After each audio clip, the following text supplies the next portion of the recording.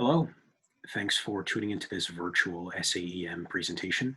My name is Brett Biebelberg, and I'm a researcher in the Department of Emergency Medicine at Massachusetts General Hospital. And I'll be presenting our abstract comparing septic patients with and without positive blood cultures. And this is our team of researchers who collaborated on this work.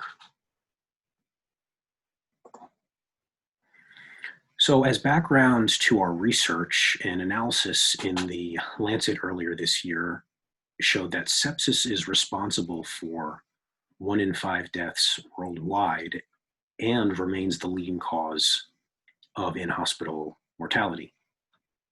And we know that the diagnostic criteria for sepsis involves clinician judgment that antibiotics are indicated.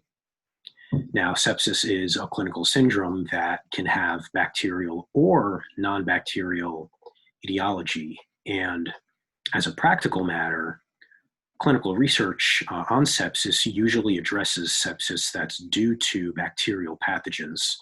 So accordingly, the inclusion criteria for such research often requires patients are treated for a certain number of qualifying antibiotic days.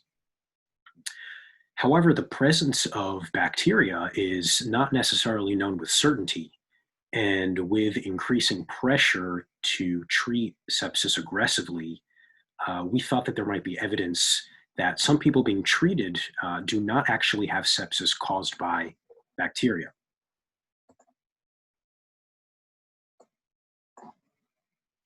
So we sought to explore two main questions. The first, what differences exist between septic patients with bacterial pathogens identified versus septic patients without bacterial pathogens identified?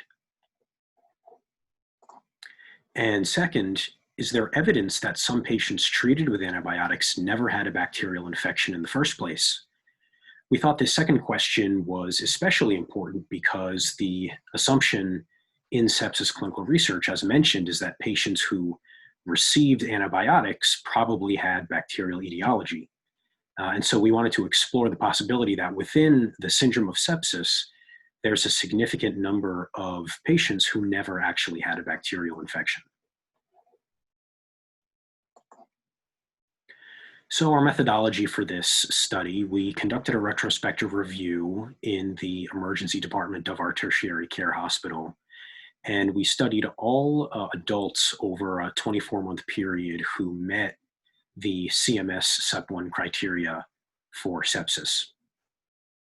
Demographics, vital signs, and lab results were collected through an electronic query, and symptoms, past medical history, and clinical diagnoses were captured through chart review with good inter-rater reliability.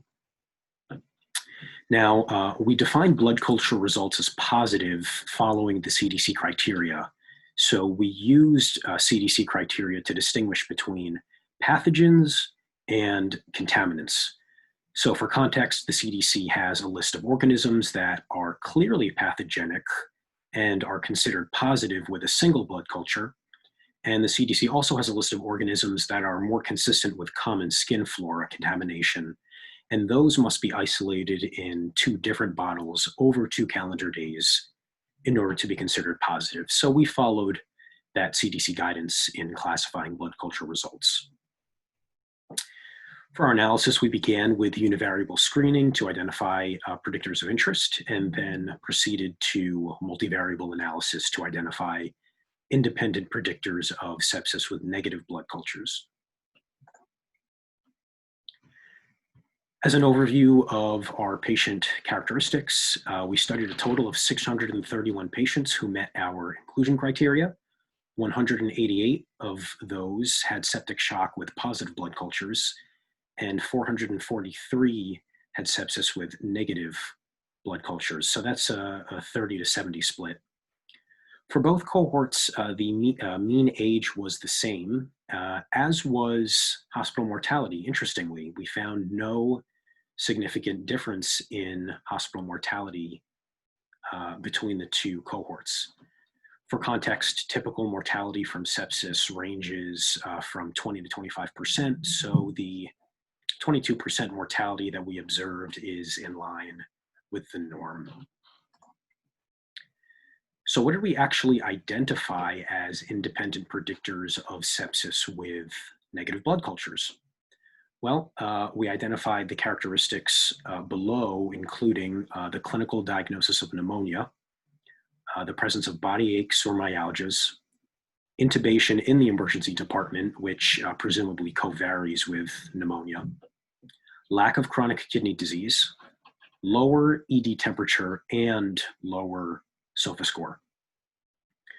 We also evaluated several other parameters that were not significant, and those included demographics, lab values, other symptoms, other past medical history, and other sources of infection.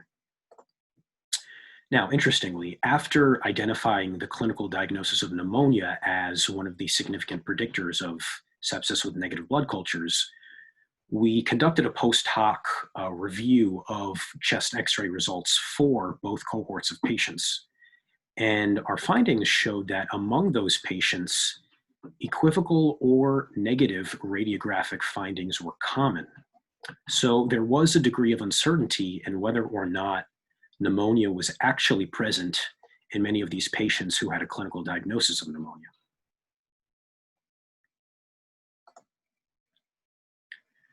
Now, to summarize our findings, the syndrome of sepsis appears equally deadly even in those without proven bacteremia. This is evidenced by the equal rates of hospital mortality that we observed in patients with positive blood cultures and without positive blood cultures. So there's no evidence that we found that sepsis with negative blood cultures is a less severe process, and therefore it deserves to be taken seriously. We identified a few differences, as previously mentioned, between positive and negative blood culture sepsis, one of which, just to highlight, is that bacteremic patients are more likely to have a fever. And this is just consistent with the classic teaching that patients with fever are more likely to have a bacterial infection.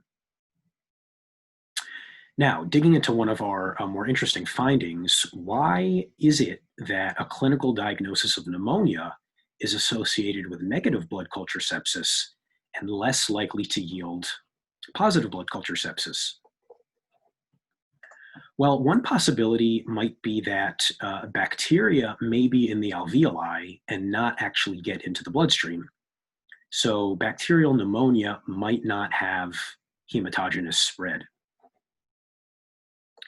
A second possibility is that patients with life-threatening respiratory pathology were diagnosed with pneumonia and treated empirically with antibiotics despite lacking true bacterial infection.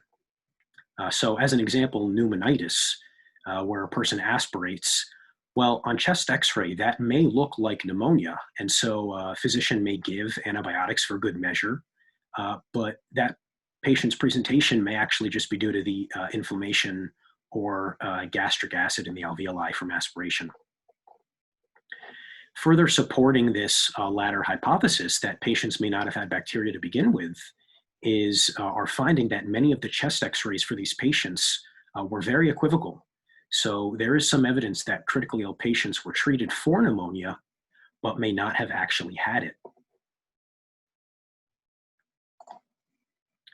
Our work here was supported by the Nihon Kohden Corporation, and Nihon Kohden has licensed a patent for an electronic sepsis management system from the author's institution, and we have no other conflicts of interest to disclose. Thank you very much.